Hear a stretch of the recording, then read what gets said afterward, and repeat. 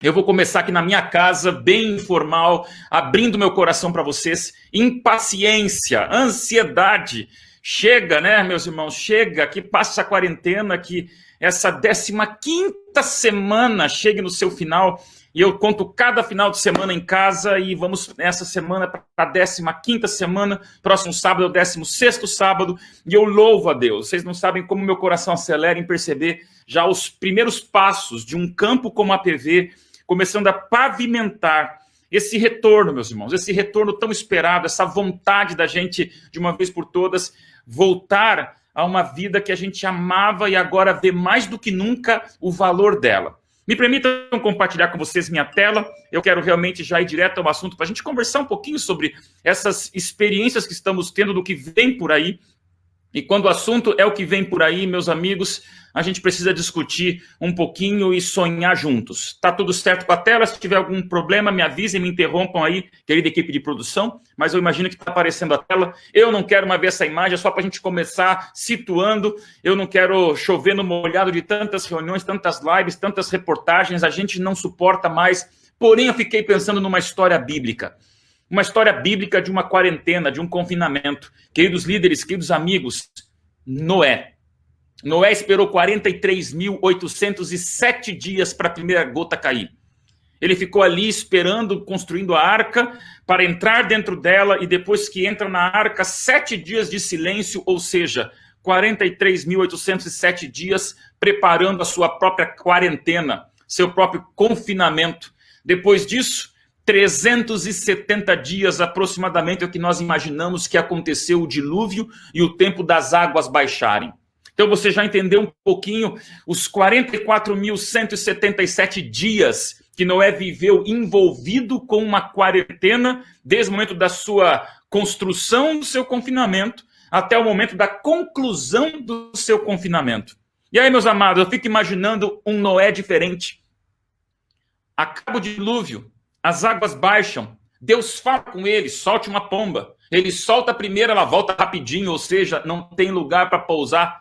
Então, ainda tem água. Mas depois Deus diz, solta de novo uma pomba. E agora ele solta, e além de voltar com um raminho, já demonstra que as coisas estão andando. E finalmente solta a pomba, e ela nem volta, quer dizer que agora está tudo certo lá fora. Mas eu queria imaginar com vocês uma cena não bíblica. Noé não se importa com a pomba que não volta. Noé não se preocupa com as águas que baixaram. São tantos milhares de dias envolvidos nessa quarentena que ele se preparou, que ele construiu e que ele sobreviveu, que agora Noé com a sua família, ele sente tranquilidade. Sabem os nomes de todos os animais, passaram mais de um ano dentro daquela arca, conhecem cada centímetro quadrado desse ambiente que eles conviveram. Quer saber? Noé não abre a janela para olhar lá fora. Noé não percebe se a pomba vai ou volta. Noé só reúne a sua família dizendo, vamos ficar aqui. Nos acostumamos com esse momento da nossa vida. Não abre a porta. Está tudo certo. Vou viver na arca. Queridos, essa história não é bíblica. É só uma ilustração para você imaginar o que jamais Noé teria vivido. Eu fico imaginando a ansiedade de Noé. Quando a pomba não volta e Deus diz, olha, o anjo que fechou a porta é o anjo que vai abrir. Noé com a sua família, se pudesse, dava um chute na porta para sair correndo. Porque imagine a ansiedade dele para escapar daquele confinamento, o cheiro de animais, aquela claustrofobia úmida dentro daquela arca. Ele está vivo, sobreviveu àquela quarentena, mas agora ele quer para fora, fazer um sacrifício para Deus sobre um teto de arco-íris. Essa é a experiência bíblica. Eu queria conversar com vocês um pouquinho sobre a nossa visão desse momento. Meus amados irmãos, parabéns à PV, que já está com o pé fora da arca. Está na hora da gente sair. Está na hora da gente exigir o Pentecostes, como o pastor Oliveiros tão colocou. Está na hora da gente se reinventar nesse novo momento. Não se acomode com a sua casa, com o sofá da sua sala, porque aqui não é o sonho de Deus. Eu já falei no outro treinamento, nem fora é o sonho de Deus. O sonho de Deus para nós é no céu. Mas estamos vivendo agora esse momento específico do retorno. E olha só, você já sabe dessa estatística, só para você lembrar que para o brasileiro a prioridade da maior expectativa do nosso povo brasileiro é voltar para a igreja. 1 em cada 3 entrevistados dizem que sonha em voltar a frequentar a igreja. 14% voltariam aos templos em até 15 dias. 22% esperariam um mês, mas já voltariam. Então, meus irmãos, é estatística, a expectativa do nosso povo de voltar para a casa de Deus. Ellen White diz, por quê? Porque a igreja, ela é o instrumento apontado por Deus para a salvação dos homens. Escolhi essa foto por querer mesmo, porque é uma foto que talvez nesse hibridismo de igreja teremos momentos de congregação nos seus bancos normais, teremos momentos de reuniões em pequenos grupos, teremos momentos ainda onde a casa prevalecerá. O importante, meu amado irmão, é que a igreja continua soberana, ela continua o instrumento apontado por Deus para a salvação das pessoas e dos homens. Então, compartilho com você a minha ansiedade, quero sair dessa arca da minha casa logo para estar na casa de Deus física. E a APV está mostrando para você este momento de dualidade. Escolhi 2 textos do Espírito de Profecia para mostrar para você 2 extremos, 2 situações que a gente tem que entender pelo Espírito de Profecia o que nós vamos viver nos próximos momentos. O primeiro, impaciência. Olha o que Ellen White fala. Alguns há que têm o espírito irrequieto, que eles classificam de coragem e bravura. Colocam-se desnecessariamente em cenas de perigo, expondo-se assim a tentações que seria preciso um milagre de Deus para delas saírem a salvo, e essa palavra não está aí por acaso, e incontaminados. Ellen White talvez não queria dizer especificamente da Covid-19, mas ela diz claramente o primeiro perigo, pela impaciência, nos colocarmos de maneira gratuita e perigosa em situações onde podemos estar sendo contaminados. Impaciência não é o sonho de Deus para nós nesse momento de volta. E eu louvo a Deus pela prudência dos passos e processos que a PV está deixando muito claro, com solenidade, de uma igreja que não está afobada. Ela tem pressa, mas ela não está esculhambada e destrambelhada. Ela sabe onde ela vai. Qual é o segundo oposto? A foto não está aí por acaso também. Se de um lado tem os impacientes e angustiados e estressados para sair, do outro lado tem os acomodados, os sonolentos e aqueles que estão felizes nas suas redes de balanço espiritual dentro de casa. E olha o que ela fala.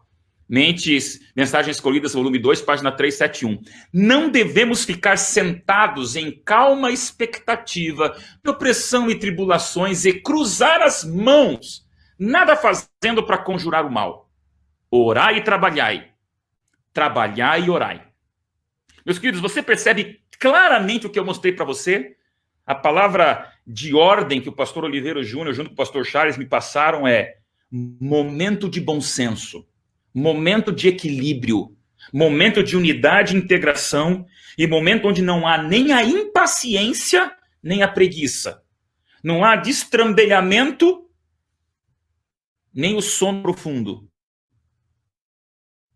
O Espírito Profético agora é o momento solene de percebermos os passos que estamos dando. Escolhi aqui um texto de alguns dos futurólogos, pessoas do mercado que estão vivendo essa ansiedade. Se você vê que no mercado há uma ansiedade de retorno das atividades, imagine para a nossa igreja como sal da terra e luz do mundo. Dr. César Simone é um doutor na USP, ele escreveu esta frase há poucos momentos atrás, peguei frases da última semana que aparecem em nossos sites de pesquisa, e ele diz: o futuro não pode ser encarado como um problema de consciência individual. Então, primeira coisa, meus amigos, entenda que o problema é de todos. Não se isole, mesmo que você tenha ficado isolado nos últimos 15 finais de semana.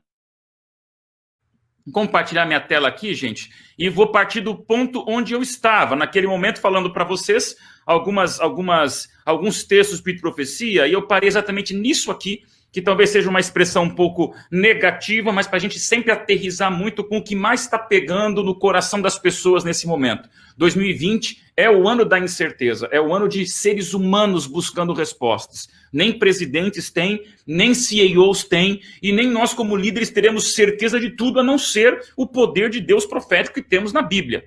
Mas o ser humano quer mais certeza, e isso é uma oportunidade para a igreja, sem dúvida. Dr. Rodrigo Leite, da USP, ele fala exatamente sobre isso. A pandemia não é uma guerra que acaba e as pessoas se abraçam. Vivemos uma experiência traumática, coletiva, e isso vai gerar um eco, até porque continuaremos convivendo com incertezas. Meus irmãos, a volta é essa prudência, é essa empolgação, é essa serenidade, é essa impaciência, mas é essa maturidade também. Não pensem que as pessoas vão voltar todas felizes, porque todo mundo viveu uma batalha e continua vivendo batalhas nesse momento. Por isso surge essa expressão novo normal, que eu sou um pouco contrário a ela, porque profeticamente falando, novo normal vai ser só no céu, só no Apocalipse 21 e 22. Mas enquanto estamos aqui, alguns conceitos, inclusive, aproveitando exatamente o que o pastor Charles acabou colocando de maneira bem específica a vocês. Esse é um dos grandes CEOs do Brasil que nós temos, dono da Renner, CEO da Renner, e ele falou algo que me surpreendeu sobre até recepção na igreja, inclusive. Olha o que ele fala, o consumidor quer sair de casa. Ninguém mais aguenta ficar em casa. A última pergunta que você vai querer ouvir numa loja é: posso te ajudar? Nós temos de preparar nossas equipes para este momento muito mais humanizado e carinhoso. Essa é uma percepção de venda. Mas, meus irmãos, nós temos um serviço a entregar à sociedade. As pessoas vão vir para muito mais do que apenas um olá, bem-vindo, feliz sábado, pode sentar ali. Essa carência de humanização e carinho vem para todos os lados. Ele definiu a crise em 4 partes. Pânico, já passamos. Realidade, já enfrentamos. Solidariedade, temos convivido com ela. E agora, negociação. Muitas pessoas vão ter que ceder algumas coisas dos seus gostos pessoais para entender que a volta é com todos tendo que se adaptar. Isso envolve paciência nesse processo. Queria bater um pouquinho nessa tecla, meus amigos. Agora, 4 ou 5 tópicos bem rápidos com vocês. Primeiro, reputação e processos. A PV, parabéns, recebi aqui um documento que vocês estão entregando aos líderes. É impressionante o procedimento claro e protocolar que vocês estão apresentando à igreja. Meus irmãos, isso é seriedade de retorno. Reputação. Por que às vezes é importante sabermos muito bem o passo a dar? Tenho recebido aqui informações de outras igrejas, inclusive evangélicas, pentecostais e católicas, que abrem, fecham, abrem, fecham, abrem, fecham. Então, é importante nós cuidarmos com essa expressão reputação. As pessoas querem solidez, querem serenidade. Ouvi esses dias uma ilustração que me surpreendeu, talvez até compartilhei com vocês em outro momento, mas reputação é um valor que você constrói com colherzinha de chá. E é um valor que você destrói com carrinho de mão. Leva tempo para construir uma reputação e leva pouco tempo para destruí-la com inconsistência e incoerência. Então, cuidemos muito com isso. Segundo elemento básico, redes de relacionamento e relacionamentos em rede. Isso não vai mudar, meus amigos. É a tendência, pastores me pediram para mostrar para vocês as tendências. Viveremos agora para sempre nesse hibridismo. Redes de relacionamentos, com certeza igreja de pessoas, mas também com relacionamentos em rede, onde nós vamos usar das mídias digitais para continuar. Então não há problema você mesmo voltando para a igreja, não desative seu grupo do WhatsApp, não desative seu conhecimento digital, porque teremos que viver esses 2 tipos de relacionamentos, em rede e a rede de relacionamentos. Terceiro, interatividade on time e realidade impaciente. Isso aqui é uma coisa interessante que pega os nossos jovens, pegam as comunidades alternativas. O ser humano, ele volta dessa quarentena com uma realidade muito mais impaciente. O pastor falou exatamente sobre isso na questão do culto, pontualidade, objetividade, eu vou falar um pouco mais na frente, mas entendo que as pessoas voltam com uma carga de interação. Eu tenho aqui muita coisa no meu computador, falo com muita gente, chega na igreja, eu vou estar tão passivo assim, ou eu vou querer participar como eu participo na minha casa, no meu ensino à distância, no meu chat, faço um culto no Zoom e falo no bate-papo, e agora eu sento na igreja passivo. Meus irmãos, eu não quero dizer que o pastor vai ter que abrir um WhatsApp durante o sermão, mas nós vamos ter que pensar que essa interatividade on time, no momento presente, é uma carência que as pessoas veem. E elas vêm com essa impaciência. Tanto é que uma matéria me surpreendeu, tédio na quarentena, o que há por trás da queixa de falta do que fazer no isolamento.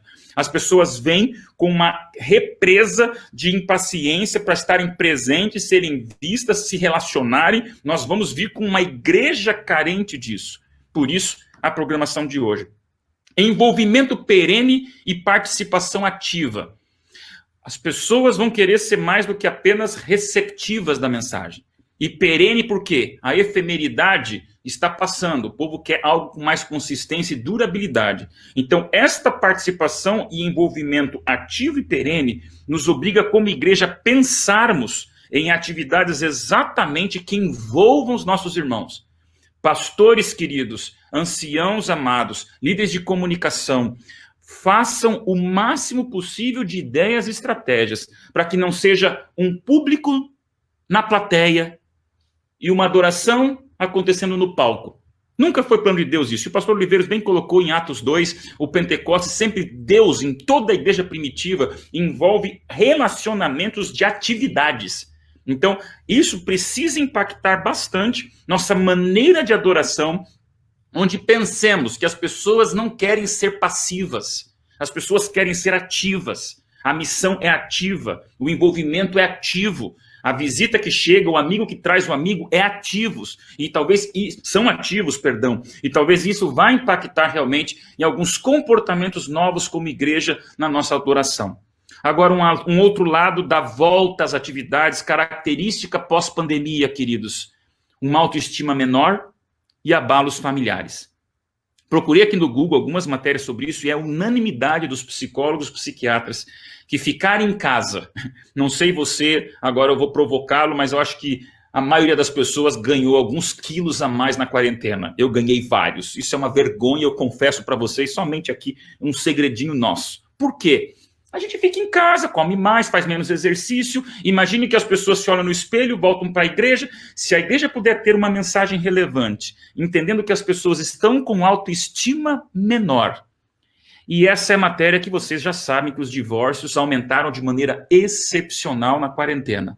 A igreja tem uma mensagem familiar de construção emocional, sim. Peço a vocês, líderes queridos, coloquem na agenda de mensagens, de discussões, de materiais, de sermões, pessoas vindo feridas com sua autoestima e pessoas vindo, às vezes, destruídas na sua família, porque quebraram muitos pratos na quarentena e agora vão dentro da igreja pedir socorro. Essa é uma realidade pós-pandemia. Pessoas querem acolhimento, pessoas querem esse aconchego, pessoas querem que a igreja seja a igreja, como vocês têm colocado como linha direta da APV. Minimalismo e objetividade. Com isso aqui, eu queria terminar com vocês. Exatamente o que o pastor Charles comentou. Meus irmãos, o mundo ficou mais simples. A nossa adoração vai ter que ser mais objetiva. A nossa sequência de cultos vai ter que ser repensada. Eu não quero aqui trazer nenhuma ideia revolucionária, mas apenas mais evolucionária, se pudermos dizer assim, mais de desenvolvimento, de que as pessoas vão estar com muito mais impaciência para coisas que às vezes são periféricas. Você entra numa live, a live acontece, você entra, você sai, a coisa acontece. Então, minimalismo é o quê? Ficamos mais simples. Passagens foram canceladas, compramos menos roupa, comemos menos fora, não trocamos de carro como pensamos, mas a vida continua. Então, ao voltar na igreja, se a igreja voltar com complexidade, com carga, com peso, com demandas que sobrecarregam as pessoas vão querer entrar na igreja para adorar a Deus, através da oração, do louvor, do estudo da Bíblia, da confraternização, testemunho e, meus irmãos, tudo que pudermos retirar de periféricos é importantíssimo. Estamos vindo de uma geração digitalizada, quem sabe os anúncios podem ser feitos pelo WhatsApp e pronto. Ah, pastor, mas tem que ter isso, tem que ter aquele sequência de hinos. Às vezes você canta 3, 4, 5 vezes, levanta e senta, levanta e senta. Eu vou deixar para os pastores resolver isso, mas queria apenas provocar. Talvez precisemos pensar na nossa adoração mais direta ao assunto, mais específica, onde as pessoas cheguem lá e entendam que objetivamente temos um momento de adoração como uma live que chega, acontece, termina e nós voltamos felizes para casa, do que algo que nos canse e nos deixe mais cansativos na adoração. Por isso, minimalismo e objetividade, quero deixar para vocês a imagem da igreja. É isso, nossa mensagem. Nossa mensagem, ela na logomarca, gente, ela é simples. É 3 mensagens angélicas, é a volta de Jesus alcançando o mundo inteiro, fundamentados na palavra de Deus, onde o centro da palavra de Deus é a cruz de Cristo e o Calvário. Meus irmãos, redenção, escatologia, volta de Cristo, fundamento bíblico, impaciência com as 3 mensagens angélicas, alcançando o mundo com a nossa missão, é a nossa essência. Então, apenas lembrando a vocês, não é nenhum bicho-papão voltar da quarentena, se nós voltarmos com a objetividade, com a presença de Deus e com a certeza que podemos nos reinventar sim e revisitar a objetividade do poder que tinha da igreja de Atos. Para a gente pensar um pouquinho mais, vamos pensar no corpo de Cristo, quando Cristo usou a ilustração do ser humano, o corpo que fomos feitos por Deus, um texto bíblico, né, que nos faz pensar de quem todo o corpo, bem ajustado e consolidado pelo auxílio de toda a junta, segundo a justa cooperação de cada parte, efetua o seu próprio aumento para a edificação de si mesmo em amor. É a última imagem, meus amigos, para encerrar com você esse recado de incomodação. Nós temos uma mensagem que ela é maravilhosa, e eu vejo na PV uns passos estruturados e consistentes. Não vamos perder de vista, pela afobação do retorno, da saudade dos 15 sábados de igreja fechada, a essência da nossa fé, a essência do que vai tornar a igreja adventista diferente, relevante e consistente perante a sociedade. Meus amados irmãos, eu tenho com muito carinho no coração, posso fechar agora a minha página aqui, eu tenho essa certeza de que nós estamos num momento urgente da concretização da profecia. Nós temos nesse momento um mundo querendo ver tudo que nós sempre apresentamos como igreja. É a oportunidade dramática de nós sermos o que sempre ousamos ser. E eu sei que o tema da PV, ser igreja. Ser igreja é mais do que estar, do que fazer, do que sonhar. Ser é você viver aquilo que você fala. E nesse momento, o que você vai continuar escutando são aulas e temas específicos com testemunho para você não esquecer. Não tem nada radical para acontecer. Agora sim, tem algo incrível de flexibilidade, de ação, de dinâmica, de entrega e de processo. Deus abençoe vocês. Super Pastor Charles, um abraço para a PV. Desculpe, mas agora consegui até o final aqui da minha casa.